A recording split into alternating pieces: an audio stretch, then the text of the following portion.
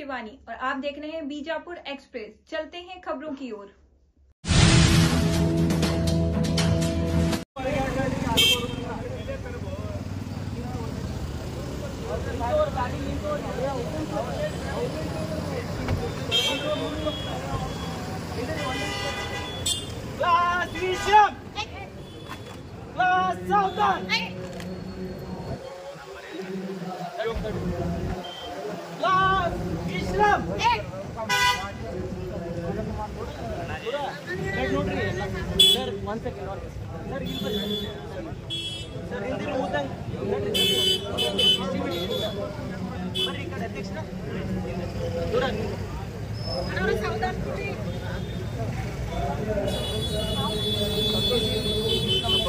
अध्यक्ष इकड़े बने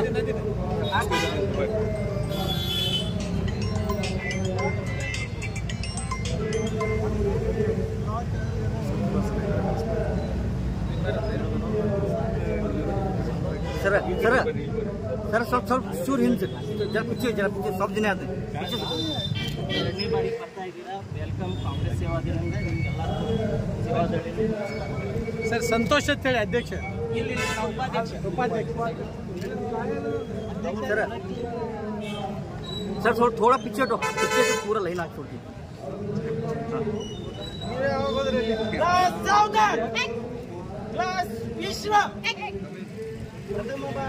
ಎರಡನೇ ಬಾರಿಗೆ ವಿನಯ್ ಕುಮಾರ್ ಸುರ್ಜಿ ಅವರು ನಗರಾಭಿವೃದ್ಧಿ ಸಚಿವರಿದ್ರು. ಇದು ಎರಡನೇ ಬಾರಿಗೆ ಕಾಂಗ್ರೆಸ್ ಕಚೇರಿಗೆ ಬಂದಿದ್ದಾರೆ. ಸೇವಾದಳದಿಂದ ಅವ್ರಿಗೆ ಹೃದಯಪೂರ್ವಕ ಅಭಿನಂದನೆ ಸಲ್ಲಿಸುತ್ತಾ ನಾವು ವೆಲ್ಕಮ್ ಮಾಡ್ತಾ ಇದ್ದೇವೆ.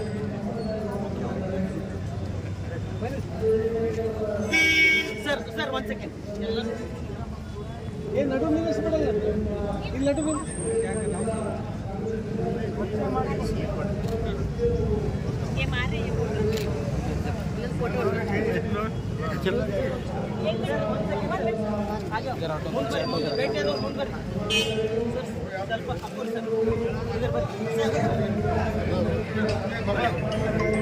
सेट डालो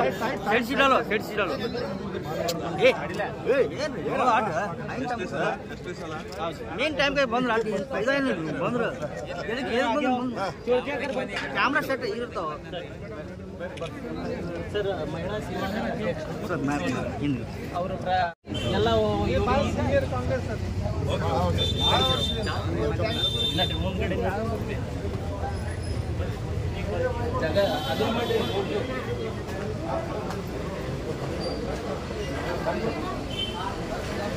ಸ್ವಲ್ಪ ಅದನ್ನಾಗ್ರಿ ಎಲ್ಲರೂ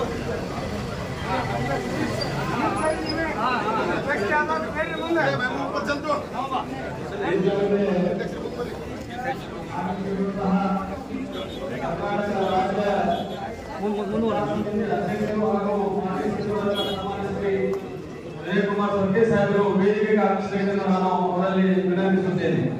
ಅದೇ ರೀತಿಯಾಗಿ ಇಂದಿನ ಈ ಕಾರ್ಯಕಾರಿಣಿ ಸಭೆಯ ಅಧ್ಯಕ್ಷತೆ ವಹಿಸಿರುವಂತಹ ಸನ್ಮಾನ್ಯ ಶ್ರೀ ಮಲ್ಲಿಕಾರ್ಜುನ ಗೋಡಿ ಸಾಹೇಬರು ವೇದಿಕೆಗೆ ಆಗಮಿಸಬೇಕೆಂದು ನಾನು ವಿನಂತಿಸುತ್ತೇನೆ. ರಾಜ್ಯ ಪ್ರಜಾ ಸಮಿತಿಯ ಮುಖ್ಯ ಸಂಘಟಕರಾದ ಶರಣಪ್ಪ ಕೊಡ್ಗಿ ಸಾಹೇಬರು ವೇದಿಕೆಗೆ ಆಗಮಿಸಬೇಕು. ರಾಜ್ಯ ಉಪಾಧ್ಯಕ್ಷರಾದ ಅಬ್ದುಲ್ ಮುನೀರ್ ಸಾಹೇಬರು ವೇದಿಕೆಗೆ ಆಗಮಿಸಬೇಕು. ರಾಜ್ಯ ಸಂಯೋಜಕರಾದಂತಹ ಶ್ರೀ ಮಹಾಬಲೇಶ್ವರ ಸಾಹೇಬರು ವೇದಿಕೆಗೆ ಆಗಮಿಸಬೇಕು. ಇನ್ನೋರ್ವ ರಾಜ್ಯ ಸಂಯೋಜಕರಾದಂತಹ ಪಿಕೆ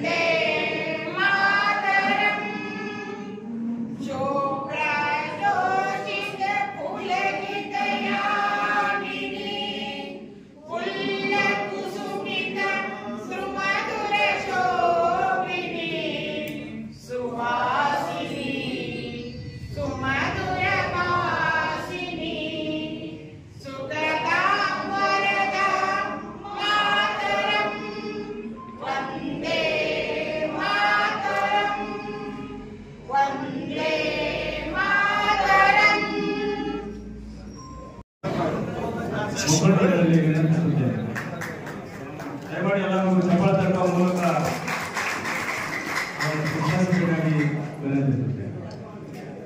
ಧನ್ಯವಾದಗಳು. ಇವತ್ತಿನ ಈ ಸಭೆಗೆ ಆಗಮಿಸಿದ ಸಾಹೇಬರ ಜೊತೆ ಬಂದ ನಮ್ಮ ಶರಣಪ್ಪ ಕೊಡ್ಗಿ ಸಾಹೇಬರು ಬಂದಿದ್ದಾರೆ. ಅವರು ವಿಚಾರ ಸಮಿತಿಯ ಮುಖ್ಯ ಸಂಘಟಕರು, ಉಸ್ತುವಾರಿಗಳು ಹಾಗೂ ವಿಜಯಪುರ ಮತ್ತು ಬಾಗಲಕೋಟೆ ಉಸ್ತುವಾರಿಗಳು. ಅದೇ ತರ ನಮ್ಮ ಅಬ್ದುಲ್ ಮುನೀರ್ ಸಾಹೇಬ್, ವಿಶೇಷವಾಗಿ ಅಬ್ದುಲ್ ಮುನೀರ್ ಸಾಹೇಬರು ನೀವು ಕೆಪಿಸಿಸಿ ಪ್ರಚಾರ ಸಮಿತಿ ಆಫೀಸ್ ಬೆಂಗಳೂರಿಗೆ ಹೋದ್ರೆ ಸಾಕಷ್ಟು ನಮ್ಮ ಪ್ರಯತ್ನಗಳು, ಅವರು ಸಂಘಟನೆಗಳು ನೋಡಿಕೊಂಡು ಪ್ರಚಾರ ಸಮಿತಿ ಏನು ಎಫರ್ಟ್ಸ್ ಪ್ರಯತ್ನಗಳು ಇದನ್ನು ಮುಂಚೂಣಿಯಲ್ಲಿ ಅವರು ಮುಂಚೂಣಿಯಲ್ಲಿ ಕೆಲಸ ಮಾಡಿ ನಮ್ಮ ಗುರುತು ಮಾಡಿಕೊಂಡು ಎಲ್ಲ ನಾಯಕರ ಜೊತೆ ಬರಮಾಡಿಕೊಂಡು ಎಲ್ಲರೂ ಕೂಡಿ ನಾವು ಸರ್ಫರಾಜ್ ನಿರ್ದೆ ಅವರಿಗೆ ಈಗ ಪ್ರಚಾರ ಸಮಿತಿ ಅಧ್ಯಕ್ಷ ಮುಂದಿನ ದಿನಗಳಲ್ಲಿ ಅವರು ಬಹಳ ಜವಾಬ್ದಾರಿ ಅದನ್ನು ಕಾಯ್ದುಕೊಳ್ಬೇಕಂತ ಅವ್ರು ಹೇಳ್ತಾ ಇನ್ನುಳಿದ ಎಲ್ಲ ಹಿರಿಯ ನಾಯಕರು ಈಗ ನಮ್ಮ DCC ಉಪಾಧ್ಯಕ್ಷರಾದ ಶಾಸಕ ಅವರಿದ್ದಾರೆ. ನಮ್ಮ ಇವತ್ತಿನ ಖುಷಿ ಏನಪ್ಪ ಅಂತ ನಮ್ಮ ಬಿರಾದಾರ್ ಅವರು NCP ಜಿಲ್ಲಾಧ್ಯಕ್ಷರು ಅವ್ರಿಗೂ ನೀವು ಅವರು ಇವತ್ತ ವಿಜಯ್ ಕುಮಾರ್ ಬಗ್ಗೆ ನಮ್ಮ ಕಾಂಗ್ರೆಸ್ ಅವರು ಇನ್ನುಳಿದ ಎಲ್ಲ ನಮ್ಮ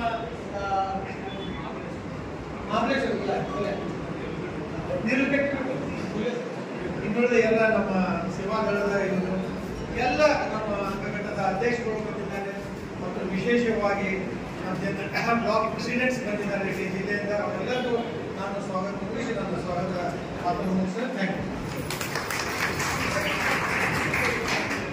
ಧನ್ಯವಾದಗಳು. ಸನ್ಮಾನ್ಯ ಶ್ರೀ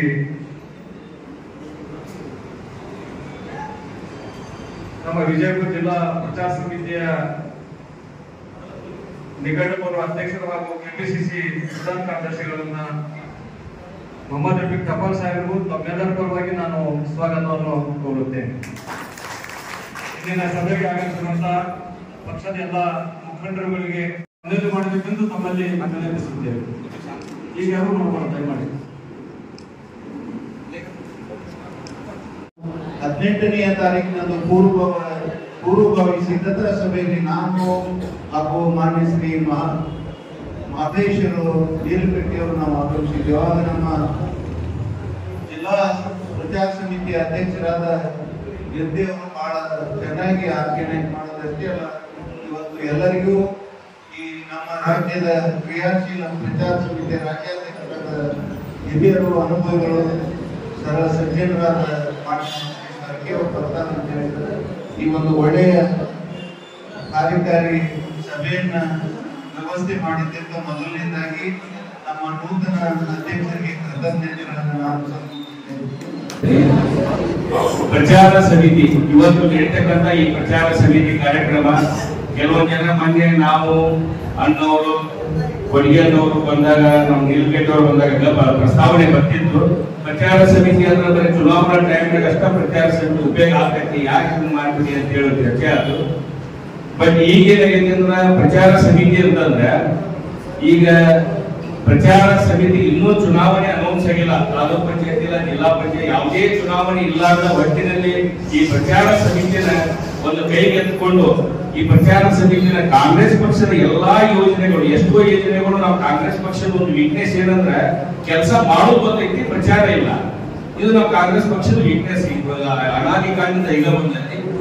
ಸನ್ಮಾನ್ಯ ಸ್ವರ್ಗೀಯ ಸಾಹೇಬರು ಒಂದು ದಿಟ್ಟ ನಿರ್ಧಾರ ತಗೊಂಡು ಪ್ರಚಾರ ಸಮಿತಿಯಿಂದ ನಮ್ಮ ರಾಜ್ಯದಲ್ಲಿ ಏನು ನಾವು ಕಾಂಗ್ರೆಸ್ ಪಕ್ಷದ ಯೋಜನೆಗಳನ್ನು ಮಾಡ್ತೀವಿ ಇವನ್ನೆಲ್ಲ ಜನರಿಗೆ ಮುಟ್ಟಬೇಕು ಅನ್ನೋದು ದೃಷ್ಟಿಯಿಂದ ಒಂದು ಪ್ರಚಾರ ಸಮಿತಿ AICC ಇಂದ ಸನ್ಮಾನ್ಯ ವೇಣುಗೋಪಾಲ್ ಅವರಿಂದ ಆದೇಶ ಪಡ್ಕೊಂಡು, AICC ಇಂದ ಆದೇಶ ಪಡ್ಕೊಂಡು, KPCC ಇಂದ ನಮ್ಮ ಸ್ವರ್ಗೀಯ ಸಾಹೇಬರು ಪ್ರಚಾರ ಸಮಿತಿ ಅಧ್ಯಕ್ಷರಾಗಿದ್ದು ನಿಜವಾಗೂ ನನ್ನ ಒಂದು ಪ್ರಚಾರ ರಾಜ್ಯ ಸಮಿತಿಗೆ ನಿಜವಾಗೂ ಹೆಮ್ಮೆ ತರ್ತಕ್ಕಂಥ ವಿಷಯ. ಜೊತೆಗೆ ಈ ಪ್ರಚಾರ ಸಮಿತಿ ಸದಸ್ಯರು ಮತ್ತು ಕಾಂಗ್ರೆಸ್ ಪಕ್ಷ ಕಾರ್ಯಕರ್ತರು ಎಲ್ಲರೂ ಎರಡು ಮಾತು ಹೇಳ್ತೀನಿ. ಪ್ರಚಾರ ಸಮಿತಿ ಕೇವಲ ಪಕ್ಷದ ಚುನಾವಣೆ ಮಾತ್ರ ಅಲ್ಲ, ಮುಂದಿನ ಎಲ್ಲ ಪ್ರತಿ ಹಂತದಲ್ಲೂ ಪ್ರಚಾರ ಸಮಿತಿ ಅವಶ್ಯಕತೆ ಐತಿ. ಅದಕ್ಕಾಗಿ ತಾವೆಲ್ಲರೂ ಈಗ ನಾನು DCC ಕಮಿಟಿ, ಪ್ರತಿ ಜಿಲ್ಲಾ ಕಮಿಟಿ ಕಾಂಗ್ರೆಸ್ ಕಾರ್ಯಕರ್ತರಲ್ಲಿ ಎಲ್ಲರಿಗೂ ವಿನಂತಿ ಏನಂದ್ರೆ, ಈಗ ಸರಫರಾಜ್ ಅವರು ಪ್ರಚಾರ ಸಮಿತಿ ಒಂದು ಜಿಲ್ಲಾ ಕಮಿಟಿ ಮಾಡಿದ್ದಾರೆ, ಬ್ಲಾಕ್ ಕಮಿಟಿಯಲ್ಲಿ ಅಧ್ಯಕ್ಷರನ್ನ ಆಯ್ಕೆ ಮಾಡಿದ್ದಾರೆ. ಅಧ್ಯಕ್ಷರ ಜೊತೆಗೆ ಬ್ಲಾಕ್ ಕಮಿಟಿಯಲ್ಲಿ ಸದಸ್ಯರನ್ನ ಆಯ್ಕೆ ಮಾಡೋದೈತಿ. ಪ್ರಚಾರ ಸಮಿತಿ ನಮ್ಮ ಜಿಲ್ಲೆಗೆ ಬಂದ ಉದ್ದೇಶ ವಿಜಯಪುರ ಜಿಲ್ಲೆಯಲ್ಲಿ ಕಾಂಗ್ರೆಸ್ ಕಟ್ಟುಮುಟ್ಟಾದಂತ ಜಿಲ್ಲೆ. ಯಾಕಂದ್ರೆ 8 ವಿಧಾನಸಭಾ ಕ್ಷೇತ್ರಗಳಲ್ಲಿ 6ರಲ್ಲಿ ಕಾಂಗ್ರೆಸ್ ಪಕ್ಷ ವಿಜಯಶಾಲಿಯಾಗಿದೆ. ಇವತ್ತು ವಿಜಯಪುರ ನಗರ ಮತ್ತು ದೇವಹಿಪ್ಪರಿಗೆ ಮತಕ್ಷೇತ್ರವನ್ನ ಹೊರತುಪಡಿಸಿದ್ರೆ ಇಂಡಿಯಲ್ಲಿ ಸನ್ಮಾನ್ಯ ಶ್ರೀ ಯಶವಂತರಾಯಗೌಡ ಪಾಟೀಲ್, ನಾಗಠಾಣದಲ್ಲಿ ಶ್ರೀಯುತ ವಿಠಲ್ ಕಟಕ್ಗೌಡರು, ಬಬಲೇಶ್ವರದಲ್ಲಿ ಶ್ರೀಯುತ MV ಪಾಟೀಲ್, ಬಾಗೇವಾಡಿಯಲ್ಲಿ ಶ್ರೀಯುತ ಶಿವಾನಂದ ಪಾಟೀಲ್, ಅದೇ ರೀತಿ ಮುದ್ದೇಬೇಡದಲ್ಲಿ ಅಪ್ಪಾಜಿ ನಾಡಗೌಡರು, ಚಿಂತಗಿಯಲ್ಲಿ ಅಶೋಕ್ ಮನಗುಳಿ ಅವರು, ಈ ರೀತಿ 6 ಜನ ಶಾಸಕರು ಈ ಪಕ್ಷಕ್ಕಾಗಿ ಪಕ್ಷದ ಕಾರ್ಯಕರ್ತರಿಗಾಗಿ ಕೆಲಸ ಮಾಡತಕ್ಕಂತ ಒಂದು ಹುಮ್ಮಸ್ಸಿನಲ್ಲಿ ಈ ಜಿಲ್ಲೆಯಲ್ಲಿದ್ದಾರೆ. ಇದ್ರ ಜೊತೆಗೆ 4 ಜನ ವಿಧಾನ ಪರಿಷತ್ ಸದಸ್ಯರಲ್ಲಿ 2 ನಮ್ಮ ಪಕ್ಷದವರಾಗಿದ್ದಾರೆ. 2 ಸ್ಥಳೀಯ ಸಂಘ ಸಂಸ್ಥೆಗಳಿಂದ ವಿಧಾನ ಪರಿಷತ್ತು, 1 ಪದವೀಧರ ಕ್ಷೇತ್ರ, ಇನ್ನೊಂದು ಶಿಕ್ಷಕರ ಕ್ಷೇತ್ರ. ಈ 4ರಲ್ಲಿ 2ರಲ್ಲಿ ಕಾಂಗ್ರೆಸ್ ಪಕ್ಷದ ವಿಧಾನ ಪರಿಷತ್ ಸದಸ್ಯರಿದ್ದಾರೆ. ಸ್ಥಳೀಯ ಸಂಸ್ಥೆಗಳಿಂದ ಶ್ರೀಯುತ ಸುನೀಲ್ ಗೌಡ ಪಾಟೀಲ್ ಮತ್ತು ಶಿಕ್ಷಕರ ಕ್ಷೇತ್ರದಿಂದ ಪ್ರಕಾಶ್ ಹುಕ್ಕೇರಿ ಅವರು ನಮ್ಮ ಭಾಗದ ವಿಧಾನ ಪರಿಷತ್ ಸದಸ್ಯರಾಗಿ ಇಲ್ಲಿ ಪಕ್ಷ ಸಾಕಷ್ಟು ಸಂಘಟನೆಯನ್ನು ಮಾಡ್ತಾ ಇದ್ದೇವೆ. 16 ಬ್ಲಾಕ್ ಕಾಂಗ್ರೆಸ್ ಅಧ್ಯಕ್ಷರು ಇಲ್ಲಿ ಕೆಲಸ ಮಾಡ್ತಾ ಇದ್ದೇವೆ. ಮಾನ್ಯ ಸ್ವರ್ಗೆ ಸಾಹೇಬರಲ್ಲಿ ವಿನಂತಿಯನ್ನು ಮಾಡ್ಕೊಳ್ತಾ ಇದ್ದೇವೆ. ಇವತ್ತು ನೂತನವಾಗಿ ನಾವೇನು ಮಿರ್ತಿ ಅವರ ಅಧ್ಯಕ್ಷರನ್ನಾಗಿ ಮಾಡಿದ್ದೇವೆ. ಅವರು ಸಹ ಅಷ್ಟೇ ಪ್ರಾಮಾಣಿಕರಾಗಿ ಈ ಜಿಲ್ಲೆಯಲ್ಲಿ ಅನೇಕ ಸಮಾಜದ ಕೆಲಸಗಳನ್ನ, ಸಾಂಸ್ಕೃತಿಕ ಕೆಲಸಗಳನ್ನ ಮಾಡ್ತಾ ಬಂದಂತ ಅನುಭವ, ಸಂಘಟನೆಗೆ ಅನುಭವವಿರ್ತಕ್ಕಂಥ ಒಬ್ಬ ಸೂಕ್ತ ವ್ಯಕ್ತಿಯನ್ನು ತಾವು ಜಿಲ್ಲಾ ಅಧ್ಯಕ್ಷರನ್ನು ಮಾಡಿದ್ದಕ್ಕೆ ಮತ್ತೊಂದು ನಾನು ಸಹ ತಮಗೆ ಧನ್ಯವಾದಗಳನ್ನು ತಿಳಿಸ್ತಾ ಇದ್ದಾರೆ. ಇತ್ತೀಚಿನ ದಿವಸ ನಮ್ಮ AICC ಅವರು ತೀರ್ಮಾನ ಮಾಡಿದ್ದಾರೆ, ಬರೇ ಚುನಾವಣೆಗೋಸ್ಕರ ಮಾತ್ರ ಪ್ರಚಾರ ಸಮಿತಿ ಇರುವುದಲ್ಲ, ನಿರಂತರವಾಗಿ ಇವತ್ತು 365 ದಿವಸ ಕೂಡ ಒಂದು ರಾಜಕೀಯ ಪಕ್ಷ ಅಂತ ಹೇಳಿದ್ರೆ ಪ್ರಚಾರದ ಅವಶ್ಯಕತೆ ಇರ್ತದೆ ಅನ್ನೋ ಉದ್ದೇಶಕ್ಕೋಸ್ಕರ ನಮ್ಮೆಲ್ಲ ಪದಾಧಿಕಾರಿಗಳು ಕೂಡ ಇತಿಹಾಸದಲ್ಲಿ ಪ್ರಥಮ ಬಾರಿ AICC ಅವರೇ ಆದೇಶ ಮಾಡಿ ಪದಾಧಿಕಾರಿಗಳನ್ನಾಗಿ ಮಾಡಿದ್ದಾರೆ. ಇವತ್ತು ನಮ್ಮಲ್ಲಿ ಕಾಂಗ್ರೆಸ್ ಪಕ್ಷದಲ್ಲಿ ನಾವು ನಮ್ಮ ವಿಚಾರಧಾರೆಗಳನ್ನ, ನಮ್ಮ ಸಿದ್ಧಾಂತವನ್ನ, ನಮ್ಮ ಪಕ್ಷದ ಇತಿಹಾಸವನ್ನ, ನಮ್ಮ ಪಕ್ಷದ ನಾಯಕತ್ವವನ್ನ, ಪಕ್ಷದ ಕಾರ್ಯಕ್ರಮಗಳನ್ನ ನಾವು ಮಾರ್ಕೆಟ್ ಮಾಡೋದ್ರಲ್ಲಿ ಬಹಳಷ್ಟು ಹಿಂದೆ. 100ರಲ್ಲಿ 95% ನಮ್ಮ ಪಕ್ಷ ಕೆಲಸ ಮಾಡ್ತದೆ. ಬಿಜೆಪಿಯವರು ನಮ್ಮ ವಿರೋಧ ಪಕ್ಷವರು ಮಾಡೋದು ಬರೀ 5%. 5% ಮಾಡಿದ್ರೆ 95% ಪ್ರಚಾರತೆ ಕೊಡ್ತಾರೆ. ನಾವು 95% ಕೆಲಸ ಮಾಡಿ 5% ಕೂಡ ಪ್ರಚಾರ ಮಾಡೋದಿಲ್ಲ. ಆ ದೃಷ್ಟಿಯಿಂದ ಆ ಲೋಪದೋಷವನ್ನ ಸರಿಪಡಿಸಿಕೊಳ್ಳಬೇಕು ಅನ್ನೋ ಉದ್ದೇಶಕ್ಕೋಸ್ಕರ ನಾವು ಇವತ್ತು ನಮ್ಮ ಸಂಘಟನೆಯನ್ನು ಬೆಳೆಸಬೇಕು. ನಮ್ಮ ಸಂಘಟನೆ ರಾಜ್ಯ ಮಟ್ಟದ ಉಪಾಧ್ಯಕ್ಷರು, ರಾಜ್ಯ ಮಟ್ಟದ ಮುಖ್ಯ ಸಂಯೋಜಕರುಗಳು, ಜಿಲ್ಲಾ ಮಟ್ಟದ ಅಧ್ಯಕ್ಷರುಗಳನ್ನ ಈಗಾಗಲೇ ನಾವು ನೇಮಕಾತಿ ಮಾಡಿದ್ದೇವೆ. ಅದೇ ರೀತಿಯಾಗಿ ಜಿಲ್ಲಾ ಮಟ್ಟದ ಸಮಿತಿ ಆದಷ್ಟು ಶೀಘ್ರವಾಗಿ ಎಲ್ಲ ಕಡೆಯಲ್ಲಿ ಕೆಲವು ಕಡೆಯಲ್ಲಿ ಮಾಡಿದ್ದಾರೆ. ಅದೇ ರೀತಿಯಲ್ಲಿ ಬ್ಲಾಕ್ ಮಟ್ಟಕ್ಕೆ ಹೋಗ್ಬೇಕು. ನಾವು ಬ್ಲಾಕ್ ಮಟ್ಟಕ್ಕೆ ಹೋಗಿ ಬ್ಲಾಕ್ ನಲ್ಲಿ ಸಮಿತಿ ಆಗಬೇಕು. ನಾವು ಪಂಚಾಯತ್ ಮಟ್ಟಕ್ಕೆ ಹೋಗ್ಬೇಕು ಅಥವಾ ವಾರ್ಡ್ ಮಟ್ಟಕ್ಕೆ ಹೋಗ್ಬೇಕು. ಇವತ್ತು ಆ ವಾರ್ಡ್ ಮಟ್ಟದಲ್ಲಿ ಬೂತಿನಲ್ಲಿ ಇಬ್ಬರಿಬ್ಬರನ್ನ ನಾವು ವಾರ್ಡ್ ಸಮಿತಿಗೆ ಅಥವಾ ಪಂಚಾಯತ್ ಸಮಿತಿಗೆ ಸೇರ್ಪಡೆ ಮಾಡಿಕೊಂಡು ರಾಜ್ಯ ಮಟ್ಟದಿಂದ ಬೂತ್ ಮಟ್ಟ ಕೂಡ ಸಂಪರ್ಕವನ್ನು ಬೆಳೆಸಬೇಕು. ಯಾಕಂತ ಹೇಳಿದ್ರೆ ಸೋಷಿಯಲ್ ಮೀಡಿಯಾ ಇದೆ. ಆ ಸೋಷಿಯಲ್ ಮೀಡಿಯಾ ನಮ್ದೇ ಒಂದು ಕೆಲವು ಜನರಿಗೆ ಮಾತ್ರ ಒಂದು ಗ್ರೂಪ್ ಆಗಿ ಹೋಗ್ತದೆ ಬಿಟ್ರೆ ಅದು ಗಂಟ ಕಡೆಯ ಬೂತಿಗೆ ಹೋಗುದಿಲ್ಲ. ಹಾಗಾಗಿ ಆ ಕನೆಕ್ಟಿವಿಟಿ ಬರಬೇಕು ಅನ್ನೋ ಉದ್ದೇಶಕ್ಕೋಸ್ಕರ ನಾವು ಕಾರ್ಯಕ್ರಮ ಹಮ್ಮಿಕೊಳ್ತಾ ಇದ್ವಿ. ಇವತ್ತು ಸಾಧಾರಣ 1 ಲಕ್ಷ ಜನರನ್ನಾದರೂ ಕೂಡ ನಮ್ಮ ಈ ಪ್ರಚಾರ ಸಮಿತಿಯ ಸಂಘಟನೆಯಲ್ಲಿ ಅಳವಡಿಸಿಕೊಳ್ಬೇಕು ಅನ್ನೋ ಉದ್ದೇಶವನ್ನು ಇಟ್ಕೊಂಡಿದ್ದೇವೆ. ಯಾಕಂದ್ರೆ ಸಂಘಟನೆ ಬೆಳೀಲಿಕ್ಕೆ ಅವಕಾಶಗಳಾಗ್ತದೆ. ಅದೇ ರೀತಿಯಾಗಿ ಮಹಾಬಲೇಶ್ವರ ಅವರು ಇಲ್ಲಿ ಕೋಆರ್ಡಿನೇಟರ್ ಆಗಿ ಕೆಲಸ ಮಾಡ್ತಾ ಇದ್ದಾರೆ. ಅವರಿಗೆ ಕೂಡ ತಮ್ಮ ಸಹಕಾರ ನೀಡಬೇಕು. ನಮ್ಮ ಶರಣಪ್ಪನವರು ಪ್ರತಿನಿಮಿಷ ನಮ್ಮ ಸ್ಟೇಟ್ ಚೀಫ್ ಸಂಯೋಜಕರಾಗಿದ್ದಾರೆ. ಅವರು ಮತ್ತಿಕಟ್ಟಿಯವರ ಸಹೋದರರು. ಮತ್ತಿಕಟ್ಟಿಯವರು ಪ್ರಚಾರ ಸಮಿತಿ ಅಧ್ಯಕ್ಷರಾಗಿದ್ದರು, ರಾಜ್ಯದ ಪ್ರಚಾರ ಸಮಿತಿ ಅಧ್ಯಕ್ಷರಾಗಿದ್ದರು. ಇವತ್ತು ಈ ಭಾಗದಲ್ಲಿ ಅವರು ಬಾಗಲಕೋಟೆ ಮತ್ತು ಬಿಜಾಪುರಕ್ಕೆ ಉಸ್ತುವಾರಿಯನ್ನು ಕೂಡ ಹಾಕಿಕೊಂಡಿದ್ದಾರೆ. ಮುನೀರ್ ಅವರು, ಅಬ್ದುಲ್ ಮುನೀರ್ ಅವರು ಉಪಾಧ್ಯಕ್ಷರಾಗಿದ್ದಾರೆ. ಈ ಭಾಗದಲ್ಲಿ ಸಾಕಷ್ಟು ಕೆಲಸ ಕಾರ್ಯವನ್ನು ಮಾಡಿದರು. ಸಿಗ್ಗಾಂವದಲ್ಲಿ ನಡೆದಂತ ಚುನಾವಣೆ, ಚಿಕ್ಕೋಡಿಯಲ್ಲಿ ನಡೆದಂತ ಲೋಕಸಭಾ ಚುನಾವಣೆ, ಬೇರೆ ಬೇರೆ ಇವತ್ತು ಗೋವಾದಲ್ಲಿ ಇರ್ಬೋದು, ಕೇರಳದಲ್ಲಿ ಇರ್ಬೋದು, ತೆಲಂಗಾಣದಲ್ಲಿ ಇರ್ಬೋದು, ಉಪಚುನಾವಣೆಗಳನ್ನ ಎದುರಿಸುವಂತ ರೀತಿಯಲ್ಲಿ ಸಮರ್ಥವಾಗಿ ನಿಭಾಯಿಸುವಂತಹ ಒಂದು ಕೆಲಸ ಕಾರ್ಯವನ್ನು ಕೈಗೊಳಿಸಿದ್ದಾರೆ. ನಮ್ಮ ಸಂಘಟನೆಯ ವಿಚಾರದಲ್ಲಿ ಅವರನ್ನ ನಾವು ಮುಖ್ಯಸ್ಥರಾಗಿ ಮಾಡಿದ್ದೇವೆ.